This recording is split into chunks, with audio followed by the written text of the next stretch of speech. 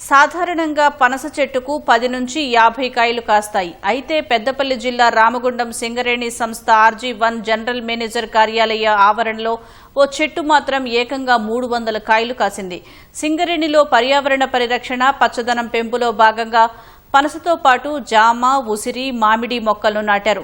నీరు, పోషకాలు సమృద్ధిగా అందటంతో పనస చెట్టు 300 కాయలతో ఆకట్టుకుంటుంది.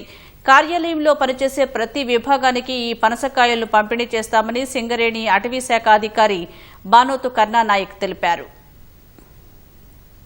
ఈ పనస చెట్టుకు మేము బహార్ ట్రీట్మెంట్, తర్వాత ఈ టర్మైట్స్ రాకుండా, తర్వాత దానికి కావాల్సినటువంటి న్యూట్రిషన్స్ టైం టు టైం ఇవ్వడం వలన ఈరోజు ఈ ఒక్క చెట్టుకే సుమారు ఒక 300 కాయలు కాసినాయి. అన్ని డిపార్ట్మెంట్ వాళ్ళకు కొన్ని పంచి వాళ్ళను కూడా దీంట్లో భాగస్వామ్యం చేసి వాళ్ళు కూడా వాళ్ళ పరిసర ప్రాంతాల్లో వాళ్ళు ఉండే ఏరియాల్లో కాలనీలో కూడా మొక్కలు పెంచుకొని, పండ్ల మొక్కలు లాంటి మొక్కలు పెంచుకొని ఈ సస్యరక్షణను కాపాడాలని చెప్పి సింగరేణిలో గ్రీనరీ విపరీతంగా ఉండాలని దీన్ని టేకప్ చేస్తున్నాము.